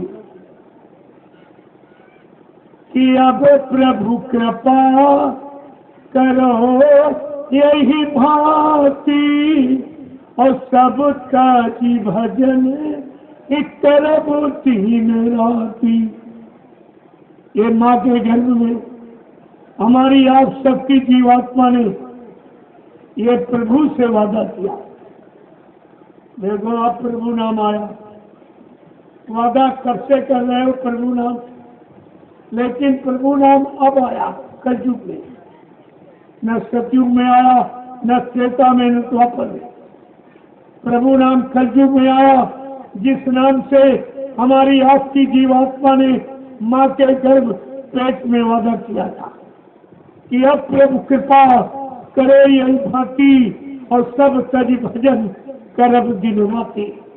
हे प्रभु, हे मालिक, हम सब पर ऐसी दया करो, ये जल्दी से हमारी जीवात्मा को इन नरक कुंड से बाहर करो।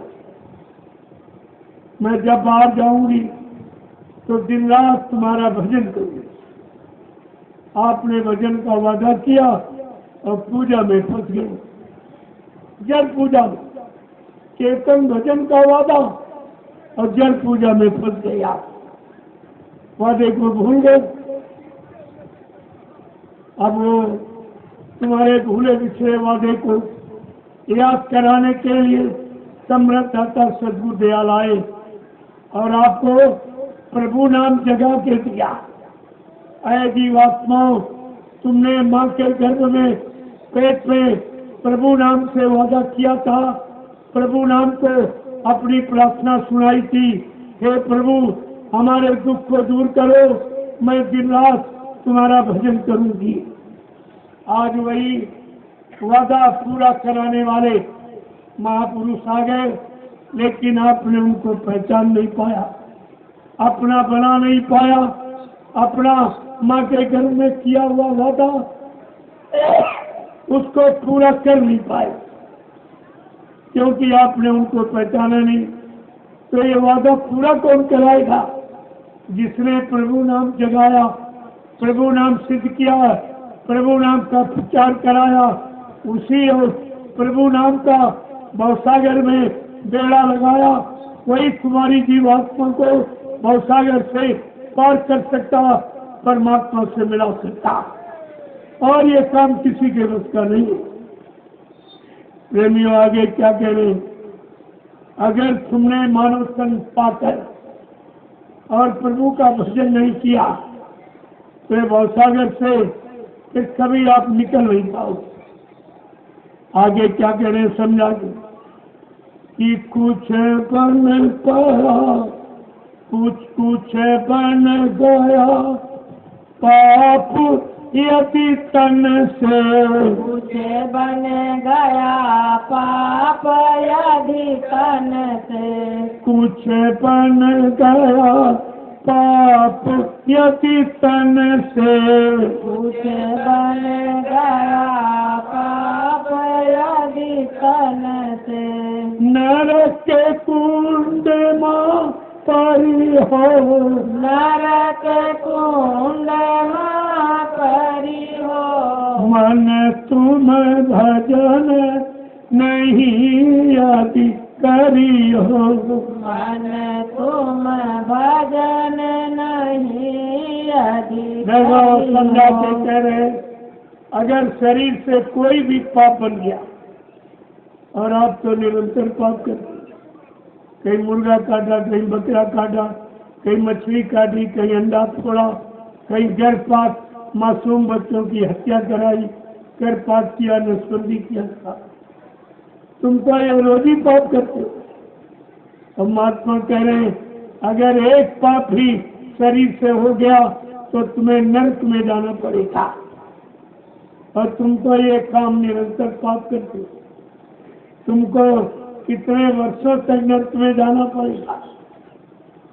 इस पर आपने कभी विचारे नहीं किए, और ये बात किसी ने आपको बताई नहीं, लेकिन आज आपको ये सुनने का शुभ अवसर मिला, तो इसको सुनकर अपना काम बना लो। यही तो आपकी बुद्धिमानी, जो समय से जाकर अपना बिगड़ा काम बना लेता, वो समय का बुद्धिमान व्यक्ति कहलाता। आपको भी आज मौका मिला है। आगे क्या कह रहे हैं कि हम के यहाँ दुख बहु पई हो, यम के यहाँ दुख बहु पई हो, यम के यहाँ दुख बहु पई हो, यम के यहाँ दुख बहु कहियो। बर बस जरी हो मरियो, बर बस जरी हो मरियो। बर बस जरी हो मरियो, बर बस जरी हो मरियो। मन तुम भजन नहीं यदि करियो। मन तुम भजन नहीं यदि करियो। क्या समझा के कह रहे? यमराजा के यहाँ बहुत दुख हो।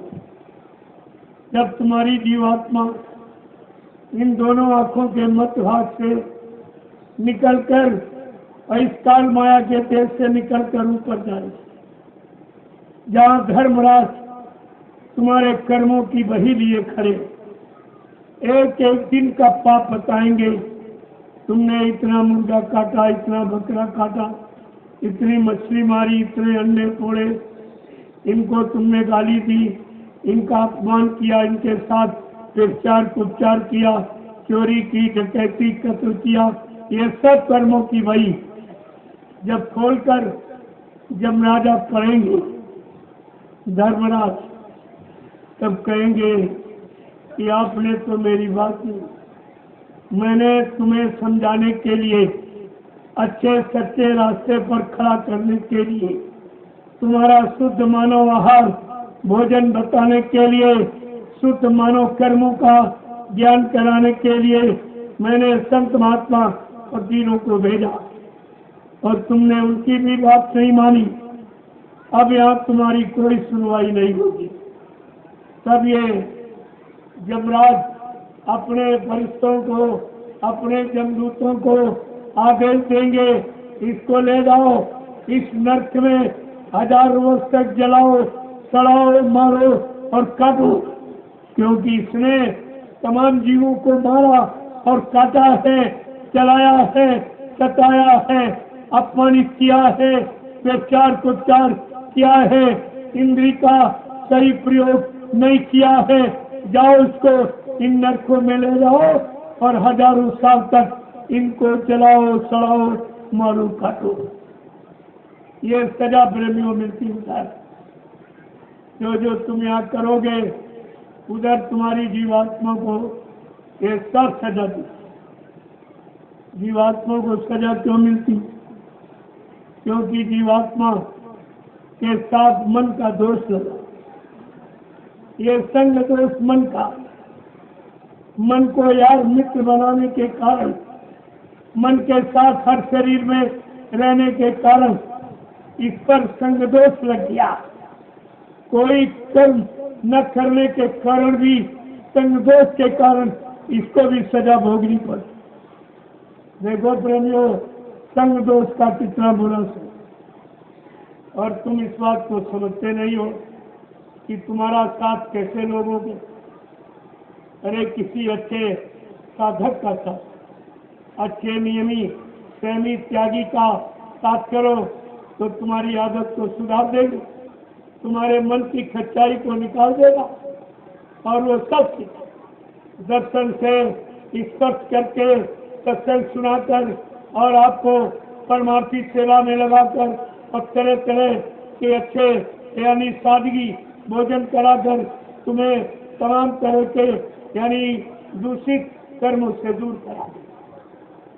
आगे समझा के क्या कह रहे कि दारा सूत्र हित काम नहीं है,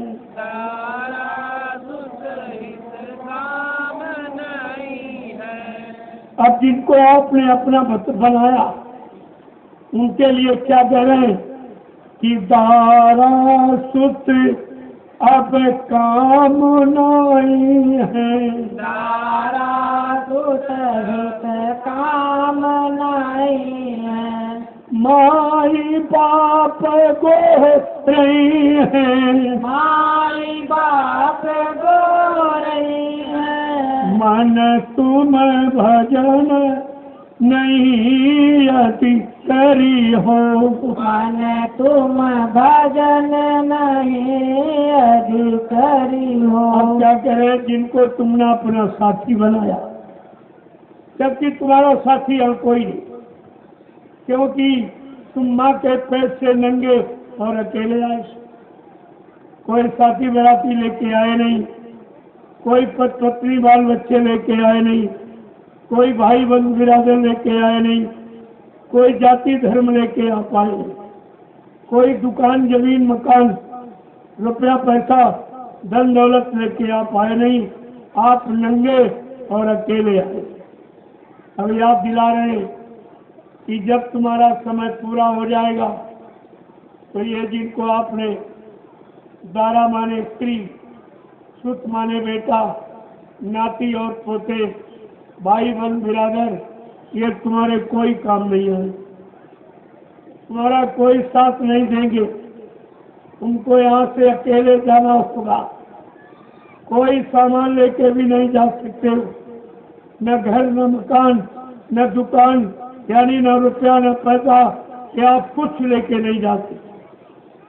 और उस समय आप माई बाप को रही हैं, यानी माँ बाप की आवाज लगाओगे, लेकिन तुम्हारी जीवात्मा की रक्षा संभाल करने वाला कोई हमदर्द नहीं होगा। देखो कितनी बड़ी जानकारी आपको महापुरुष देते हैं, लेकिन आप उनकी सुनते नहीं हो, उनके मानते नहीं हो, उन पर विश्वास नहीं करते हो, तो लाभ आपको कैसे मिलेगा। आगे क्या कह रहे हो कि रक्षक कौन तुम्हारा होगा, रक्षक कौन तुम्हारा होगा, रक्षक कौन तुम्हारा होगा, रक्षक कौन तुम्हारा होगा, गुरु का पंथ न धरी हो, गुरु का पंथ न धरियो, गुरु का पंथ न धरियो, गुरु का पंथ न धरियो, मन तुम भजन नहीं यदि करियो, मन तुम भजन नहीं यदि करियो। कहते तुम्हारा रक्षक, तुम्हारा रखवाला, तुम्हारी संभाल करने वाला, तुम्हारी रक्षा करने वाला वो कोई नहीं। उस समय कोई साथ नहीं देगा। ये सब मरघट शमशान भूमि तक जाएंगे, आंसू गिरा के सब वापिस लौट आएंगे। तुम्हारे साथ जाने के लिए कोई तैयार नहीं होगा। का रक्षक कौन तुम्हारा होगा। कि अगर तुमने गुरु को धारण नहीं किया, गुरु को अपना नहीं बनाया और गुरु की बात नहीं मानी और गुरु के बताए रास्ते पर आप नहीं चले, तो तुम्हारी अंत समय में या कोई रक्षा करने वाला नहीं, केवल तुम्हारे रक्षक तुम्हारा गुरु।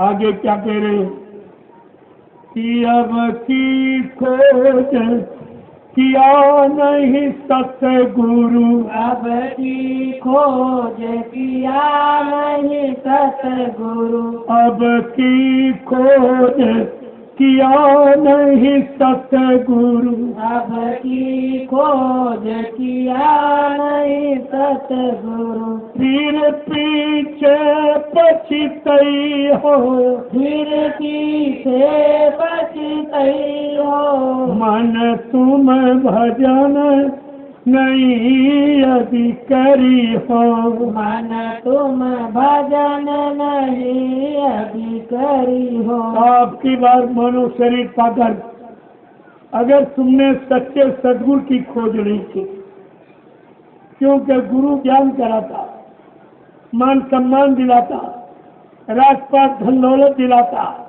बाल बच्चे पद पत्नी दिलाता, लेकिन सदगुरु जीवात्मा को जगाता, परमात्मा से मिलाता है। ये सदगुरु का काम है। कहा अगर आपकी आपने सच्चे सदगुरु की खोज नहीं की तो आपको पीछे पछताना पड़ेगा, क्योंकि तुम्हारी जीवात्मा का कल्याण ये समय का सदगुरु करेगा और यहाँ कोई नहीं कर सकता। न ज्ञानी ध्यानी विज्ञानी न धनवान बलवान बुद्धिमान, न कोई अवतारी शक्तियां, न कोई देवी देवता, न ब्रह्मा विष्णु महादेव, न राम और कृष्ण।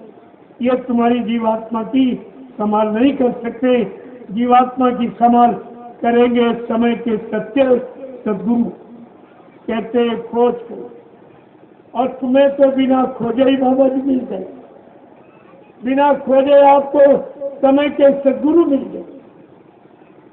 अरे सद्गुरु नहीं, अनामी महाप्रभु मिल गए, जो कभी नहीं आए भूमंडल पर, और तुम्हारी जीवात्मा के कल्याण के लिए आए।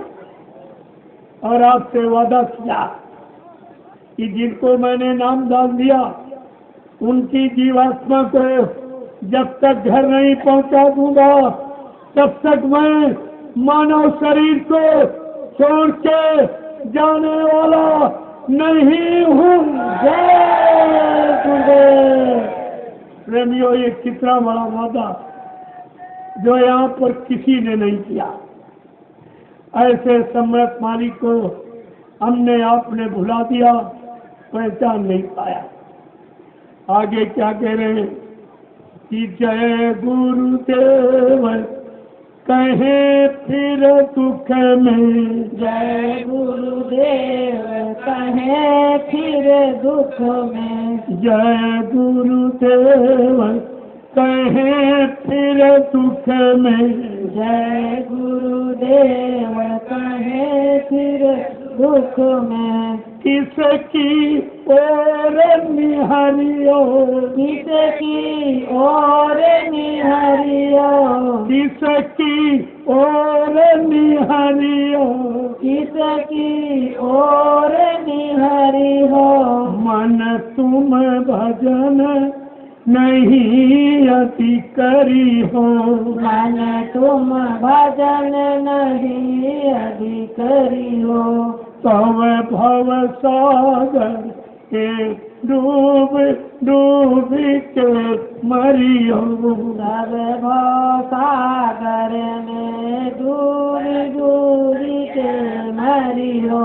मन तुम भजन नहीं अति करी हो, मन तुम भजन नहीं अधिकरी हो। अतः जय गुरुदेव, जब जय गुरुदेव कहोगे तो बाबा जी ने क्या वादा किया, जब तुम जय गुरुदेव नाम लोगे मैं तुमको मिलूंगा, मैं तुम्हारी मदद करूंगा।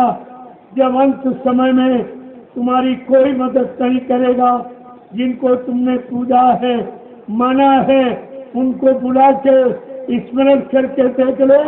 जब तुम्हारी मदद कोई न करे और बुलाने पर कोई न आवे, तब तुम जय गुरुदेव नाम लेके देखना, मैं तुमको मिलूंगा, मैं तुम्हारी मदद करूंगा। ये प्रेमियों, कितना बड़ा वादा। ये वादा इस सृष्टि में किसी ने कभी नहीं किया। और आपको कुछ देना नहीं, कुछ मांगा नहीं जा रहा, ये तो लाभ आपको मुफ्त में दिया जा रहा। संत महात्मा देने के लिए आते, लेने के लिए नहीं आते। उनका काम लेने का नहीं, देने का। जो भी श्रद्धा सेवा भाव से आप उनको भेंट करते हो, दक्षिणा देते हो, सम्मान करते हो, तो तुम्हारा अच्छे काम में लगा देते। वो अपने पास नहीं रखते, उनको इसकी जरूरत नहीं है। उनको तो तुम्हारी जीवात्मा को जगाकर परमात्मा से मिलाने की जरूरत है। तुम्हारे धन दौलत सामान की जरूरत नहीं। लेकिन आप की श्रद्धा का निरादर भी नहीं किया जाता कि आप श्रद्धा सेवा भाव से जो सम्मान दक्षिणा के रूप में देते हो वो तुम्हारा अच्छे काम में लगा देते, वो अपने पास नहीं, क्योंकि उनका ये रखना नहीं।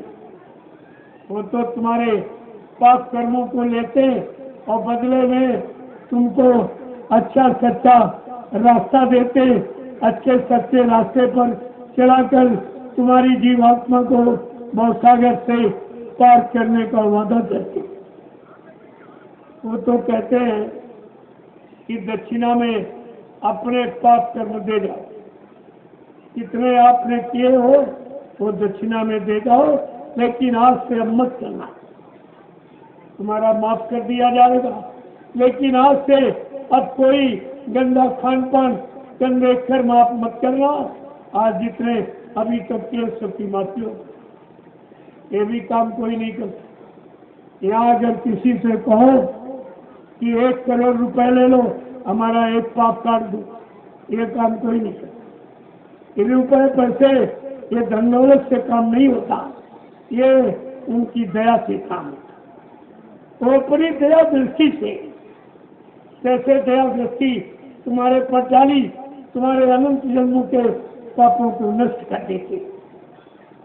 ये उनकी दया का भाव, ये तो उनके शरीर का स्वभाव है, उनका स्पर्श तुमने किया या उन्होंने तुम्हारे को किया, ये दोनों तरफ से आपको लाभ मिलता है। ये तो सब तरफ से आपको लाभ देने आए हैं, बदले में आपसे कुछ नहीं लेने आए। जय गुरुदेव, जय गुरुदेव, जय गुरुदेव, जय गुरुदेव। नाम किसका? प्रभु का। जय गुरुदेव। नाम किसका? प्रभु का। प्रभु का प्यारा नाम। अब आप लोग खड़े हो जाओ, खड़े हो जाओ प्रेमियों, सब लोग खड़े हो जाओ। जय गुरुदेव, जय गुरुदेव,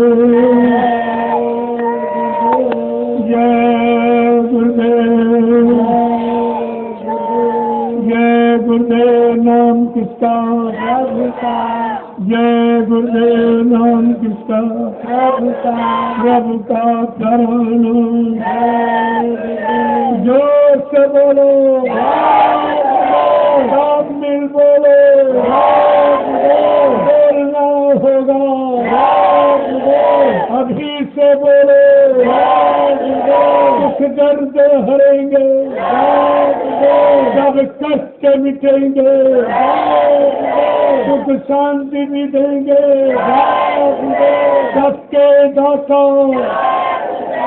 सबके मालिक, प्रेम से बोलो। ये नाम नहीं इंसान का, ये काम नहीं इंसान का। नहीं, अब इंसानों के बस का कोई काम नहीं, चाहे राजनीति देख लो, चाहे धर्म नीति, चाहे परिवार नीति, समाज नीति देख लो, अब इनके बस का काम नहीं है। अब ये काम करेगा जय गुरुदेव नाम प्रभु का। ये प्रभु की सारी सत्ता, जब सत्ताधारी स्वतः मानव चोला धारण करके मृत लोक मंडल पर आ गया और प्रभु नाम जगाया, प्रभु नाम सिद्ध किया, प्रभु नाम का प्रचार कराया, प्रभु नाम से जीवात्माओं को जगाया, प्रभु नाम का बेड़ा भवसागर में लगाकर और प्रभु यानी भवसागर में लगाकर और जीवात्माओं को प्रभु धाम पहुंचाया। ये पहुंचाने का वादा किया। ये प्रभु नाम से जीवात्मा जाएगी और कलयुग में किसी नाम से नहीं जाएगी, न किसी नाम से जगेगी, न किसी नाम से जाएगी।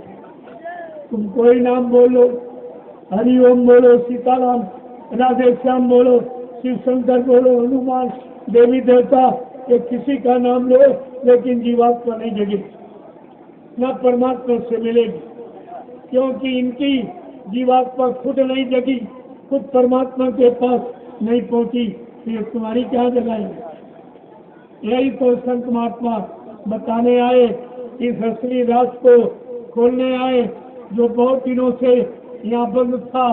तमाम सतयुग त्रेता के ऊपर निकल गए। ये राज किसी ने खोला नहीं था कि जीवात्मा कहाँ की रहने वाली, कैसे यहाँ आई और किसने फंसा लिया और कौन निकालेगा, कौन ले जाएगा और किस नाम से जीवात्मा जाएगी।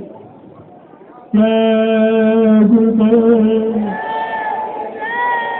जय गुरुदेव।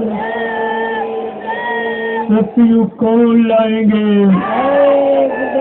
विश्व में शांति कौन लाएंगे, जन जन में प्रेम कौन लाएंगे। स्वामी जी का कहना है, तो इस बात का ध्यान दो।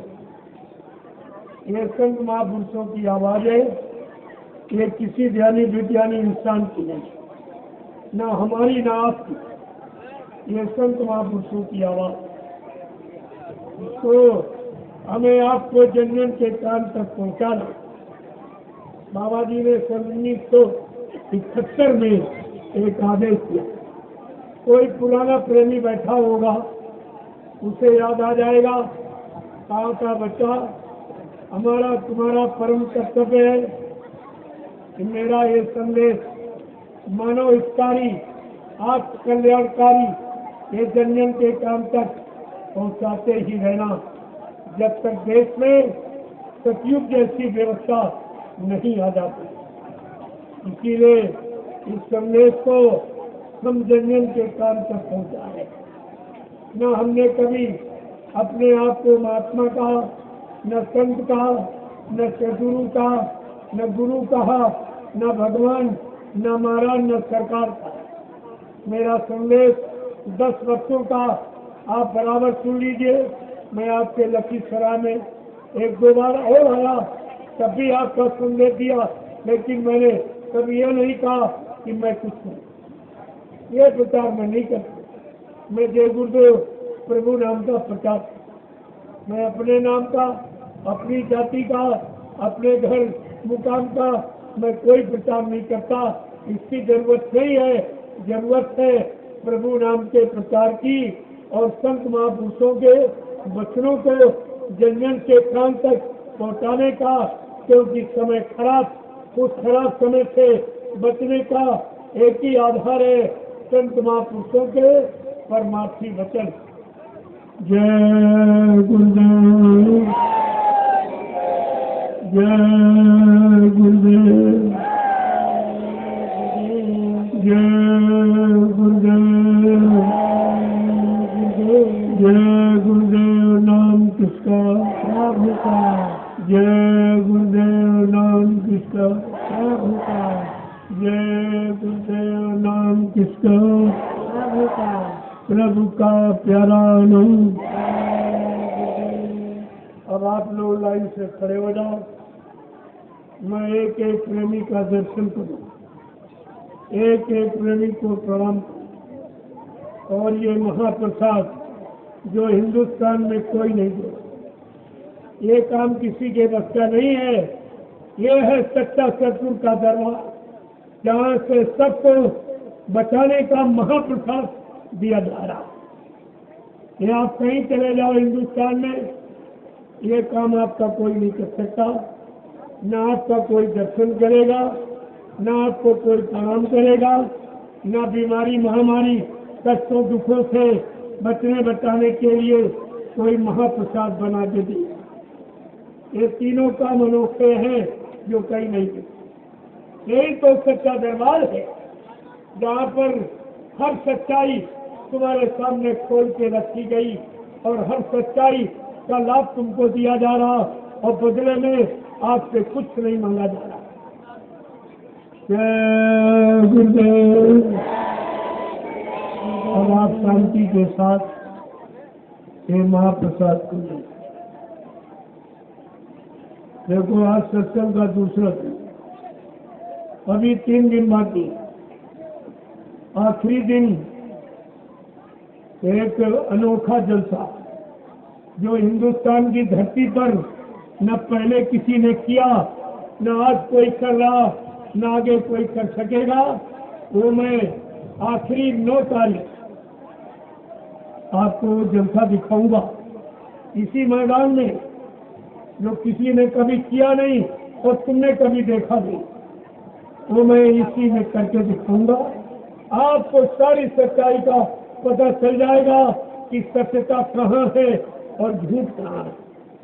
असली कहाँ है और नकली कहाँ, ये सब जानकारी आपको आखिरी दिन से मिल जाएगी। जय गुरुदेव, जय गुरुदेव। अब आपका दर्शन करने के लिए, आपको प्रणाम करने के लिए, आपको मुसीबत दुख तकलीफ बीमारियों से बचाने के लिए शाकाहारी बनने का मैं आपसे प्रार्थना करता हूँ। हमारी दो बातें आप मान लो, दो प्रार्थनाएं स्वीकार कर लो। आप सब परिवार शाकाहारी हो जाओ और ये भजन कर लो। बस आपको कुछ नहीं, ये जय गुरुदेव नाम, यही भजन, यही तुमको भगवान से पार ले जाएगा, यही दुख तकलीफों से बचाएगा। ये वर्णात्मक नाम और 5 नाम ध्वनियात्मक, उससे जीवात्मा ध्वनि आवाज को सुनकर 5 नामों अपने घर जाती है। लेकिन जय गुरुदेव वर्णात्मक नाम तुमको शरीर से, समाज परिवार में कष्ट मुसीबत आपत्ति दुखों से बचाएगा। ये बचाने वाला इधर, वो ले जाने वाले 5 नाम उधर। ये दोनों वर्णात्मक और ध्वन्यात्मक दोनों नामों की जानकारी आपको दी जा रही, और दोनों नाम की जानकारी लेकर अपने काम को आपको शुरू कर देना चाहिए। इधर उधर झांकने ताकने की जरूरत नहीं है, तुम्हारा काम कोई नहीं करेगा। ये कोई नहीं जो कह रहे सब भूल कर, इनके बच्चा खुद अपना काम नहीं, ये तुम्हारा क्या करेगा। जय गुरुदेव। तब तक आप लोग झंडे की परिक्रमा करें। एक ये भी सच्चाई किसी के पास नहीं, झंडा सब लिए घूम रहे हैं। जय गुरुदेव का झंडा भी कुछ लोग लिए घूम रहे।